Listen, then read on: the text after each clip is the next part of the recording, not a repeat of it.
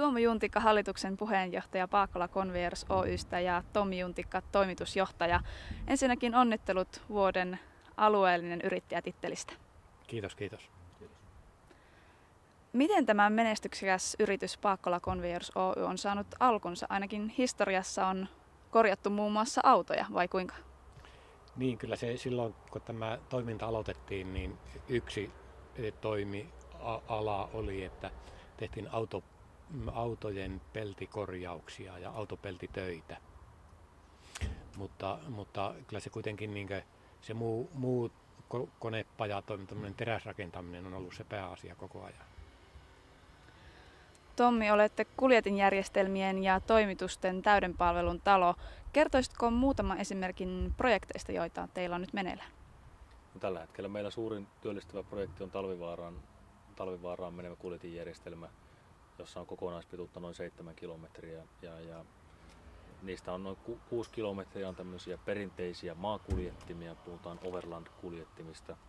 Ja sitten ensimmäinen ja viimeinen puoli kilometriä on tämmöinen siltakuljetin, jonka kokonaispaino on noin 1500 tonnia. Ja molemmat sillat liikkuu 9 kappaleella tela-alustoja ja koko laitteiston paino on semmoinen 1 500 000 kiloa. Tuomo, kuinka tärkeä tämä Talvivaara-projekti on ollut Paakkola Conveyors Oy:lle? Kyllähän se sillä tavalla on tärkeää, että siinä on nyt siirrytty uudelle asteelle, että tämmöisestä pohjoismaista toimijasta niin siirrytään nyt sitten kansainväliseksi toimijaksi ja sen takia meillä on nyt käynnistetty tämmöinen globaali markkinointi. Olette siis tehnyt ennemminkin tilaustöitä ulkomaille asti? No, meillä on ollut alusta asti luonnollista toimia kaikissa Pohjoismaissa, että meillä on enemmänkin vientiä on ollut sellaiset kaupat, mitkä on mennyt Oulun eteläpuolelle. No, mitkä on yrityksen vahvuudet? Vahvuudet on varmaan se pitkäaikainen kokemus ja osaaminen, mikä on saatu tämmöisen systemaattisen tuotekehityksen kautta ja systemaattisen henkilöstön kehittämisen kautta. Ne on ehkä ne tärkeimmät vahvuudet. No, johtivatko nämä vahvuudet sitten tähän voittoon alueellisessa yrittäjätittelissä?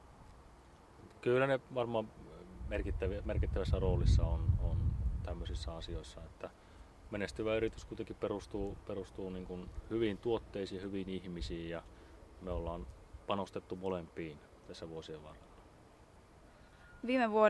Viimeisen 3 vuoden ajalta kasvuprosentti oli teillä 54%. Mikä on yrityksen nykytilanne sitten? No, tänä vuonna petrataan pikkusen, että tänä vuonna tullaan menemään vähän reilu 100% kasvussa, että tilasto pysyy yllä edelleen hyvänä.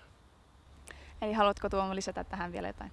Niin, sen haluaisin lisätä, että yksi semmoinen tärkeä kasvun edellytys on ollut, tai seikka mikä on mahdollistanut sen kasvun, on tämä meidän ihmisten kielitaito, että meillä on ruotsi, suomi, normaalia kotikieliä ja sitten siinä on englanti ja venäjäkin sitten jollakin tavalla mukaan. No, mitkä ovat tulevaisuuden näkymät Paakkola Conveyors Oy:llä? No, kyllä tulevaisuudessa tullaan panostamaan 2 eri osa-alueelle. Eli tässä pohjoismaisissa markkinoissa tullaan panostamaan hyvin paljon huoltoon, kunnossapitoon ja tähän jälkimarkkinointibisnekseen ja yhtenä siellä semmoisena isona osa-alueena on omat kuljetinkomponentit, joiden markkinointi tullaan aloittamaan tuossa vuodenvaihteessa. Ja toinen iso osa-alue on tietenkin näiden siltakuljettimien ja läjityslaitteiden kaupallistaminen kansainvälisille markkinoille. Ja siihen me ollaan varautumassa tähän kansainvälistymiseen sillä tavalla, että käynnistetty tuotekehityshanke, jossa hiotaan koko yhtiö alusta loppuun asti kaikki toiminnot, että ollaan valmiita kansainvälisille markkinoille, osataan toimia kansainvälisillä markkinoilla. No, millä mielin lähdetään tästä päivästä sitten eteenpäin?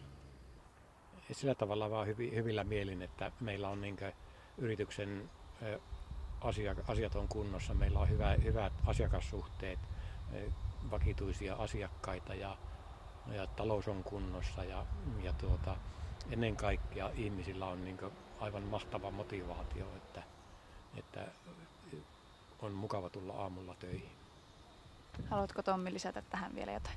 Niin, kyllähän nämä on välietappeja meidän tavoitteissa, että mukava saada tämmöinen tunnustus tähän asti tehdystä työstä, mutta tämä ei ole vielä päättödiplomi, vaan niin kuin välitodistus ja nyt tästä on hyvä jatkaa.